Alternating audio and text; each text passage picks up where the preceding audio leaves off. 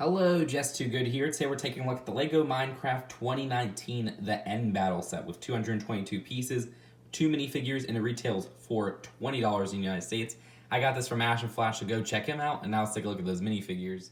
This minifigure is the Dragon Slayer, which is a new original design by LEGO, and they even give you a code for his skin in the game, which we'll take a look at later. And the design for him uses an enchanted crossbow, also an end pearl, which is a new print as well. The torso, legs, and head are all new prints with some back printing, and I really like how that looks. So here is the Enderman minifigure. It's the same version they released since 2014, but it's new for me, so I'm really happy to get him in a cheap set like this. Love that leg piece they use for him. Also like how you can move his arms up and down holding the block. His face is printed on one of those Minecraft minifigure heads. And yeah, very simple build, but I like how it comes out, and it's very iconic to the Minecraft world, even as somebody who doesn't really play Minecraft. So back to the build list set, let's take a look at the Ender Dragon. So the Ender Dragon is scaled down from its last LEGO appearance, which it's only appeared twice in minifigure form, and the last time was in 2014. So it has been quite a while, and this version still has some improvements over it, which I'm really happy about. Namely, the brick-built wings, which are different because last time they were just one-piece wings. While the designs of the wings aren't perfect, they're much more accurate than just those one-piece wings. And they have two parts of articulation at the start and also at the middle section. And those are just from hinges, so you get some different poses and such out of the wings, which is something you couldn't really get in the original version of the Ender Dragon in LEGO form because it was just those one-piece ones. So different poses are always something I like with figures like this. And as with every other body part of the Ender Dragon this time around, the head is a little bit smaller. I like the printed 1x2 they use for the eyes and for the mouth. And you could close his mouth if you'd like, and that gives another facial expression for him. There's also a new piece altogether. I'm not the best with new pieces, so correct me if I'm wrong in the comments if this isn't new, but it's a 2x2. With a bracket for this 1x2 at the front and then anti-studs at the back. I could see a lot of use out of this, and again, it's the first time I'm seeing it. It's copyrighted 2018, so might as well be new. So that is it for this really cool piece that appeared at the head. So we're going to put that back at the head. There's two neck parts that give articulation to the head, and you got some points of articulation there. You can get different poses from the head. The front legs, I think, are kind of puny, and I know the actual Ender Dragon doesn't have the biggest front legs, but these are poorly built because they always slide when you put support on them, and that kind of sucks. So you'll see it later when we're posing this guy that it's very hard to pose it because of these front legs. They do have 2 points of articulation, one in the middle right there, and also one with the little tiny feet. The hind legs are better built, but not perfect in my opinion. They do have more articulation, or sorry, the same amount of articulation, but more sturdiness is the word I'm looking for. Except you can't articulate it forward because the little parts right here are blocking this hinge from being pushed forward.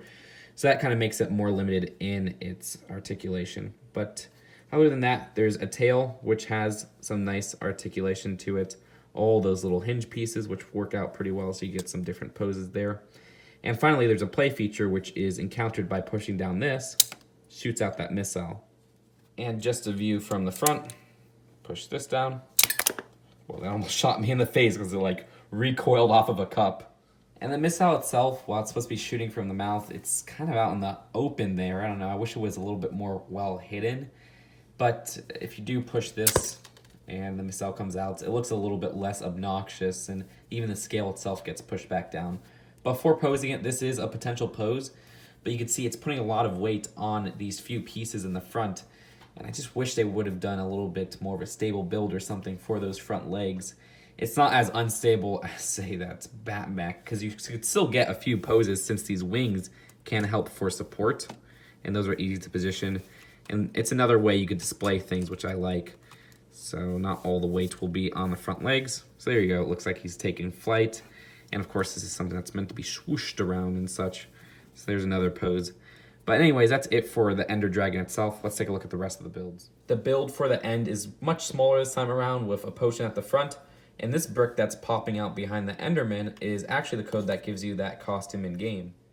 And that brick actually has the code printed on there. I'm not going to show the whole code because I'm probably going to give it to one of my friends, but that's kind of interesting. It's like what they did with the Lego movie sets back in 2014. The obsidian pillar looms in the background, and it's a very simple build, but it captures the essence of what they were going for quite excellently. There's a cool play feature with the end crystal at the top, and it's a mix on the stud shooter. Basically, the end crystal sits right here, and there's a stud shooter, and if you push this lever, the end crystal just kind of floats off, so that's pretty neat. But that's it for the builds. Let's take a look at the packaging and then the final verdict. The box for this is a nice $20 box size, which at the back, they just show some of the play features and such. Well, it looks like this is one of the themes that they cut ads for, because the only ad is how to unlock the skin in the game, which is quite interesting. But yeah, no ad for that pirate ship set or whatnot. So overall, the design of this is a lot like that Ninjago Legacy Golden Dragon set, where it's a $20 set based off an older set, downscaling everything, adding some new twists with the minifigures, and it comes out to a really good value. There's some parts I don't like about this set, but for the stuff I like the overall look of the Ender Dragon better than the original one they had. I think it's good to put him in a cheap set like this.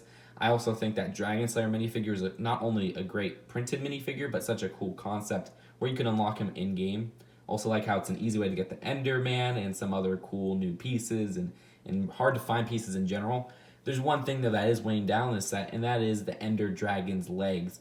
I don't like how unstable those are. It's not as big a problem as the Batman mech though, because the wings come in so much handy so that you could display him standing up still. With all that considered, I'd rate this one a B. They should have done something better with those legs, especially the front ones, but other than that, this is a good value. The build itself isn't the most amazing build out there, but you get a lot of nice pieces that I could see kids enjoying this for the build and then adults enjoying it for the pieces alone. So that's it for now. Hope you guys enjoyed this video, and I'll see you guys later. Peace out. Bye.